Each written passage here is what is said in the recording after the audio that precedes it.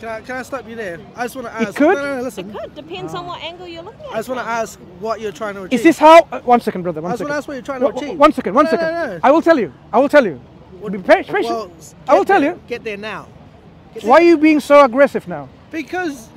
Can we finish this discussion? Is that okay? You're kind of bullying her. Can we finish this discussion? I don't actually know what you're trying to achieve. If you don't want to continue the discussion, we leave it. Because now I find that your friend is being offended It's my because partner. No, It's my partner. I apologize if your partner, you felt, if you felt, I don't know what you're trying to achieve. I'm trying to reason Look, your with camera's her. pointing at her as the thing that Did you're we not trying to say achieve. not to record her? Brian, he mentioned Not to record her? It's fine. But I'm just saying, is the purpose to make her look stupid? No. The purpose is to reason Then get to and the point of being what you're trying to get okay, to. the point is this. Because you're doing exactly what I said. I'll tell you what, and I'll end this discussion. Because It's fine. if you find this discussion is really, you know, I'm getting on your partner, and first of all, it's fine, look, that's fine. number one, I apologize. I am completely Number fine. two, it was not intentional. And number three, we should end this discussion. Why? Because it's getting emotional now. It's no longer in the realms of reason. I'm actually. Intellectual discussion is where we try to stimulate our brains. Buddy. Buddy. Reason doesn't occur when one person has to yell louder than the other to get a point across. Brother, I'm not yelling. No, but you are far more. This is my more voice. convicting than what she is right now. She has like 2 seconds to speak to every 10 that you have. Okay, like. So you're finding it. If I were to explain, look, the one who explains, they explain. Ask a question, back off, let her answer. Ask a question, let her back off, Okay. answer. Like, all you're doing is prophesying. All you do is proclaiming your message. You're not actually trying to learn from her. Look. Once again, If this you is said, what am I doing is this wrong? how you feel? Okay. That's what you're doing wrong. Do you agree with You're your not even partner that we can get something from nothing? No. Do you want to ask him why you can't get something from nothing? Well, because I believe in a God. I believe this was all. I'm not talking about God. There was no question of gods in here. It's about something and nothing. But that's where this whole conversation started. No, I'm talking to you about why nothingness cannot originate this universe, which is something. You said it's possible. So I would like to know, because your partner agrees with me here, so perhaps you can ask your partner to explain to you. I never said it's possible. I Well, said it could. Can I bring How? can I bring some context into it? Yeah? Like, first of all, I'm only heated because you're not giving her a chance, okay? So if you step up on her, I step up on you. I explain. That's Okay. how that works. Explain how you can get something from nothing. I'm completely. Good. I got your I know what point you're there. saying, but- More time to explain. Go ahead. Second point of the conversation that I'm trying to point out here is you've got two conflicting things here. You've got this religious context, okay? And then this modern conversation that we're having is of colonization, how religion has become a colonization tool, okay? She comes from an indigenous culture. It just so happens that they acknowledge multiple gods, okay? Does she believe in those multiple gods? Probably not. Okay. Okay, but do they have a real use case in their culture? Yes, they do. You know, one is to do with planting, one is to do with the ocean, one is to do with the weather, one is to do with the stars. Pretty much, right? It has a real life working case scenario. Okay, now you got to ask the conflicting question is like, okay, does this one monolithic God contradict your indigenous belief of having multiple gods? I was questioning the very concept of multiple gods. Yeah, but for her, Is that not questionable? no, Is that what you're saying? It is questionable. Good. 100%. So that's why I was trying to engage with you. How do you see the concepts of multiple gods? Is it reasonable? Is it believable? And I gave you, for you to reason with me, some pointers in which why the existence of multiple gods is not reasonable and it's not believable. You could come back and say, no, I disagree with you based on X, Y, and Z. Yes, there can be multiple gods and they can be reasonable, they can be believable. It's not something that I'm not asking you not to come back. But you seem to have agreed with me that yes, there is conflict of will. That's why there can only be one absolute God, one absolute being, a higher being. And then you are backtracking a little bit who the higher being is. You're saying you don't even know the relation between the higher being and the universe. So we come back to this universe, which we both agree with. Well, that's not backtracking. That's still, you're still able to acknowledge something without actually knowing the existence of that that being. Fine, but that Right, being, it's like- it's there just has to be a like relationship. It's like a relationship where a mother and father. Father leaves. You know you've got a father. Yeah. Don't know where he comes from. Don't know. Understood. Don't know who he is. It's like the same context. I know that there's a higher being. Don't know where he comes from. Don't know who created him. What he stood for. What came after him. Other than me. Okay, so what's the relationship between this higher being and this creation? Because we want to know who created this creation. Is it this higher being? If you don't know, then let's talk about the creation and see who can actually create such a creation. Can this creation come from absolute nothingness? And the answer is actually no. Nothingness cannot create anything. Nothingness itself doesn't have the power to do anything because it doesn't exist. Nothingness is the absence of everything. So this universe could not have come from nothingness. Does that make sense? It would if I followed a religion. I'm not talking about religion at all. I'm just using human reason. You are human, I'm human. You have brains, I have a brain, and we are trying to engage with each other with these reasons and see whether... You see, when you go to work and study, you use reason. The job that you're going to go for next job, if you're ever going to go for one, you'd be using your reason. Does it say good salary? Is it a good company? Good reputation? Is it some... You'll be looking at all of these positives and you will try to avoid the negatives. You'll be using reason. You would reason in everyday life. So there's no fault in using reason because you do that anyway in your everyday life. The coats that you wear, the food that you're going to eat, the places that you're going to live in, you always use reason. You want to use the reason to get the best out of it. Use the reason and say, this universe, could it come from nothingness? And I just gave you what this nothingness is. So can it come from nothingness? No religion attached here. Nothing to do with religion. It's to understanding about something as opposed to nothing. And something emerging from nothingness. Well, I'll add Maoridom, okay? There is a creation story that is completely different to any religious context or religious story that was told. There's a creation story. What is that? So, in Māoridom, we do come from nothingness. In Māoridom, we do come from nothingness. So there's darkness, and then one of the gods, you know, all his siblings, his parents, they're together. And then out of the nothingness, he puts his legs up between his mother and father, separate them, and in comes light.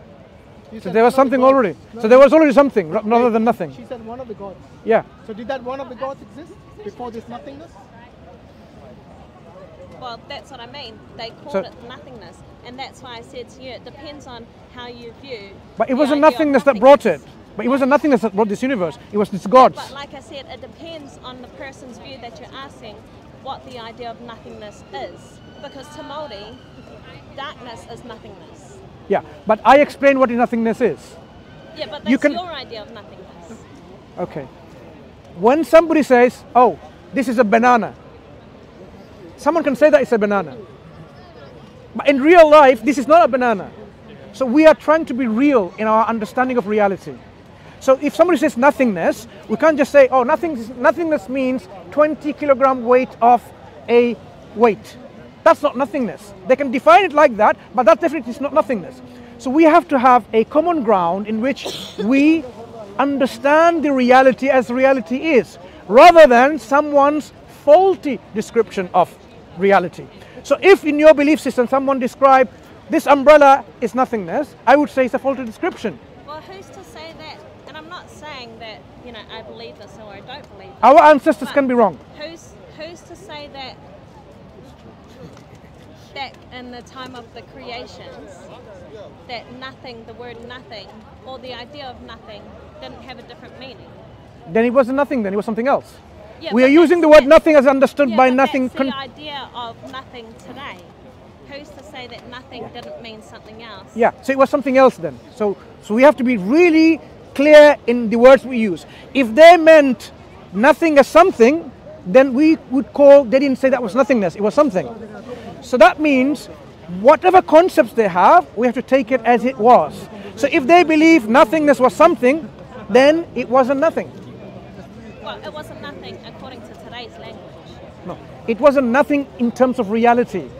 That's what I'm saying. Reality. Look, language must be in conformity with reality. Otherwise, You can believe that you are actually now floating in space. You can believe in whatever you like, but that's not the reality. You're asking the question of nothing to a girl who was raised on the idea of nothing being the idea of nothing, meaning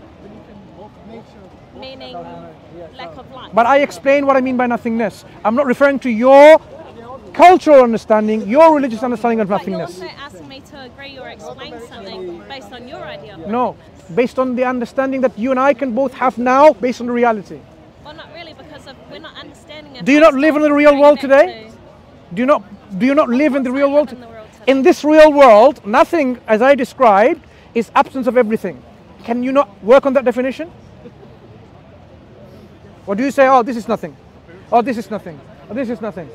You get confused. It's just like saying, then words have no meaning then. It's just like saying, oh, imagine, spirit means cabbage. It's just like when it says love means potato. It's just like saying if somebody the words have no meaning then. It's just like saying if somebody says something mean to you and you don't let it affect you, you're like, oh, it's nothing. No. Your partner earlier on says we need to speak with love and spirit and so on. Imagine somebody, love to them means potato, spirit means cabbage. Then you'll say like, what are you talking about? I have no understanding what it means. The words that we use in any interaction, any discussion, we must know what they mean. I'm speaking to you in English, but I cannot use a word. Imagine a same word is existing in my language. I'm trying to mean that word, and you think, oh, when I say me, you think it means me, mean I. But actually I mean something else. Then we can't have a communication. The communication will be failure. So we are using a model of communication called verbal language and non-verbal language, as you can see my hands are moving and so on, so that we understand each other, understand the reality as it is. So I am saying, you know what reality is. The reality, there is something, and opposed to that, there is nothing. This definition is not hard to grasp, it's hard to believe, where nothingness means a concept in which there was absolutely nothing. From that, your partner agrees with me, and you perhaps, when you think about it a bit more, you will agree that from that kind of nothingness, nothing will come.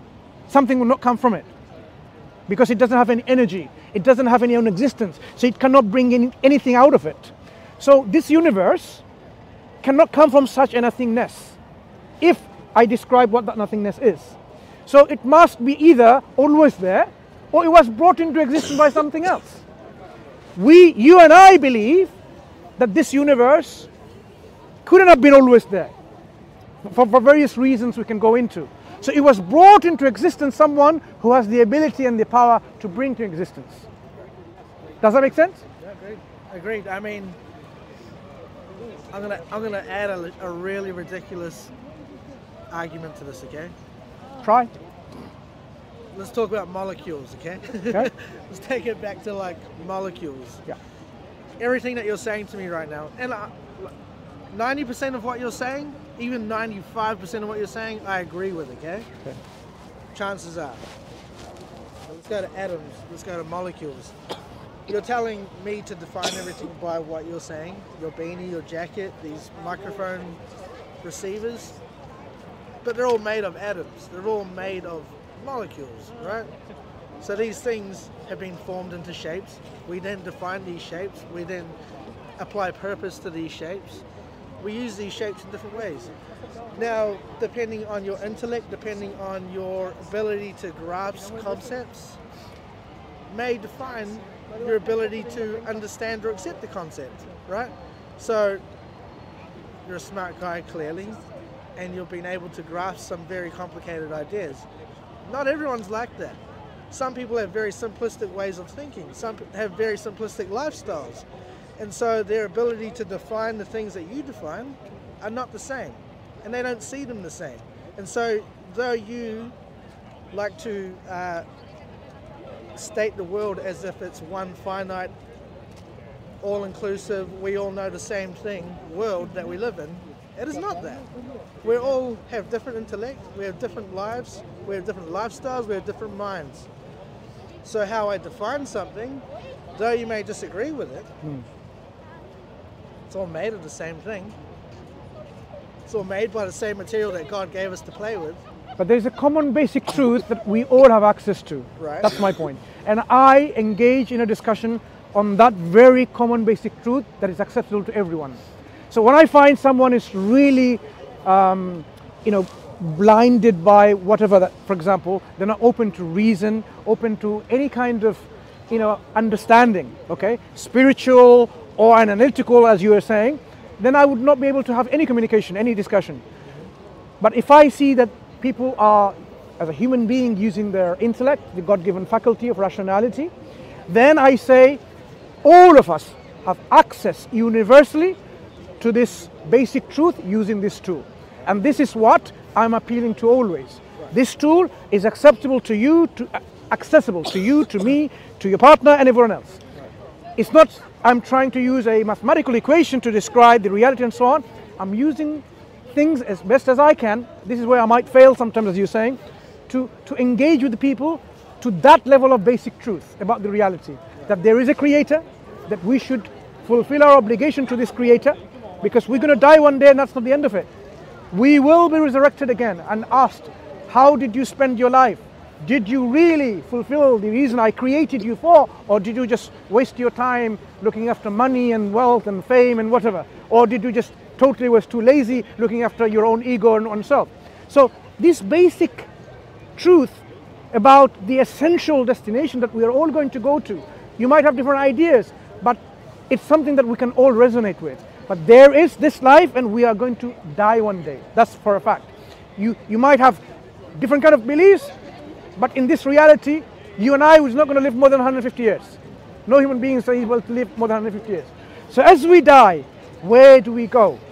This is where we say, this is where I want to point this out.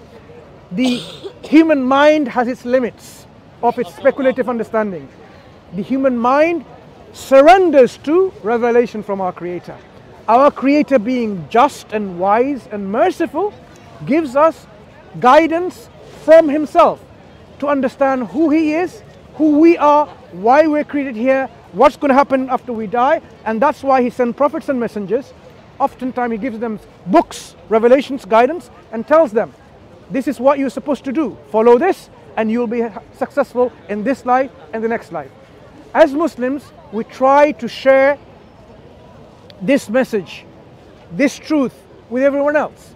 It's up to the people what they believe in. Because at the end of the day, you'll have to account for your belief and your actions in the day of judgment that we believe in, that everyone will be accountable for what they have done. No one's going to get away. Do you think those people who have done so much wrong, so much injustice, and they die like a king, they'll get away? No. Every single human beings will be resurrected to account for what they believe and what they did. In that day, God, our Creator, the one and only, the absolute sovereign, will be the judge, and He will judge them fairly. No injustice will be done on that day. This is the message that we are trying to convey and share to the people. And we're saying Islam is that message from our Creator from day one of the creation of human beings. All the prophets and messengers in the past, they brought the same message. Jesus brought the same message. Moses brought the same message. So when we talk about Abrahamic faiths, they brought the same message of submission to one and only Creator. We call that submission, the state of submission, Islam. That's what the Arabic word means. Your sincere, willing submission and surrender of your will to the will of this one true Creator. Whoever does this, we call them in Arabic a Muslim, a submitter. That is what we are saying is what is the purpose of your life to be a Muslim, to live a life of justice and fairness and kindness and so on. And then you die and you have the guarantee of God, the promise of God, that you will be in a life of eternal happiness, eternal joy. You'll be with your companions, with your partner, with your family, with your children. If they all believe in this, this is the success, the ultimate success of our own existence. Success is not getting, some momentary happiness here and there with marijuana and hashish and ganja, whatever.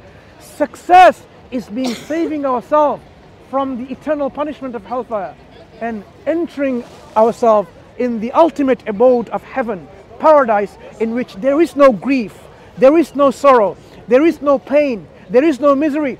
All there is contentment, bliss, felicity, peace, joy, happiness. That is what we should be aiming for, and this is what we're trying to share. So if I failed in any way in conveying this simple message to you, this is my failure. But at least if you, as you are, can take the opportunity yourself Open up the Quran. Have a read about it and see whether it resonates with you. Read the biography of Prophet Muhammad sallallahu alaihi wasallam, the final messenger of our Creator. See if his message, his guidance from God that he exemplified in his own life resonates with you. And if you think this is the truth, all you have to do is sincerely accept it. That's all. So I'm going to say this. I learned more from you in the last 5 minutes than in the past hour, okay? Because I learned from you how to speak to you in your terms.